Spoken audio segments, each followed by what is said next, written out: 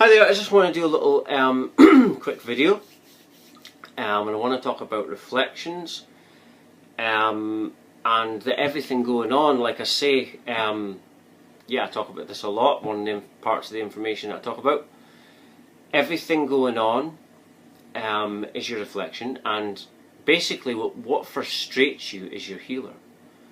Everything going on is your angels in disguise. Your angels are the ones that bring out your unhealed parts, and you do that by getting frustrated. When you're like that, those deep unhealed issues within you are exposed.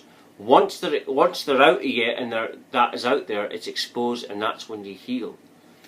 So yeah, start to look. When I had the spiritual awakening, what happens is everything becomes a reflection of you, because everything is from the one source. But this source is an infinite consciousness. I call it divine consciousness. It's the source of everything. And when you awaken, you come back to that, and you realise very quickly that everything is a reflection, just a different version of the same thing. And yet, but it's very logical. It's very logical to me that you can only perceive reality based on how you feel. But when you look from the angle, oh, it's not me, this is their problem. What you're doing, and I used to do it when I was asleep, is you're creating more disharmony within you.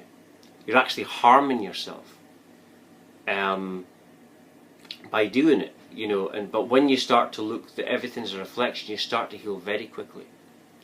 And this truth has been kept from you as part of a thing about, you know, controlling the people. They didn't want this truth out there. But the awakening is here, and this is part of it, you know, to look at all as your reflections, because it is, you know, to me everything is just everything. It's just basically one self, one consciousness, one infinity. And the reason the separation happens and your beingness experience happens is because the separation is the absolutely necessary way for the one infinity to expand itself. Because when you have two entities think they're separate, they reflect and learn from and expand, and it's newness to it, right? It's newness there, and it's just expansion, and that's why the separation experience is here. But ultimately, it's one thing. But you can see through this explanation why the separation happens. But yeah, everything. You know, start to look from the viewpoint that everything is your reflections. And this is, like I say, this is what happened to me when I had this awakening. You know, my brain completely collapsed because, you know, it was traumatic. Because, you know, you don't actually realise how much damage you're doing to yourself when, you know, you're lying to yourself the way that you are. And when you wake up, it's, you know, for me, everything crashed, you know, everything become a reflection, and you're faced with the absolute truth. And when it's time to wake up, it's not shying away from you. And as soon as I started to acknowledge it, okay, this isn't going away, this awakening, I'm not able to go back to the old asleep me, which was the comfort zone. That's when I started to embrace this thing. And it's all about taking you out of your comfort zone. That's what the awakening done. And when you're out of your comfort zone, that's when you're healing. That's when you're growing, actually. That's when you really grow, when you're out of your comfort zone. And what I've learned is to be comfortable in the uncomfortable. It's like these videos, I might act on these videos, put in an act, but I don't really feel comfortable doing it. Like when I started doing audio clips.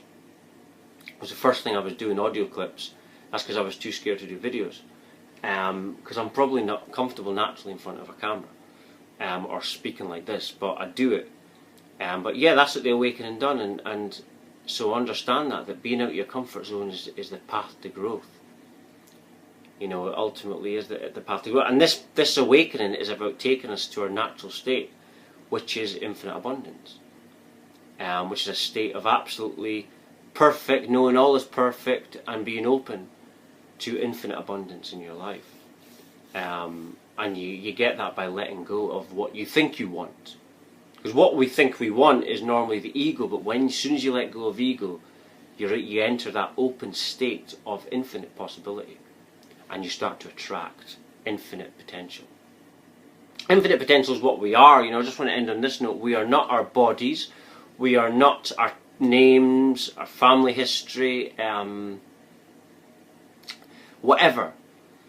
What we are is an infinite potential, a focus within an infinite consciousness, and that's what we are. You're not any of that stuff. That's the false self you're identifying yourself with. That's the false identity, the matrix self. When you awaken, you become the true self, which is this infinite consciousness. If I'm just quiet now, you'll start to hear things and feel things. That's the one consciousness, the one infinity consciousness. And that's what we are, a vast unknown of infinity, whatever. So, we're beyond any boxes. How anyone could try and stick you in a box when you're that vast and limitless is pure ignorance. But that's what we are, an infinite vast unknown of anything potential. Just endless energies manifesting in love. Love is the governor behind it all. Love is the governor behind all things.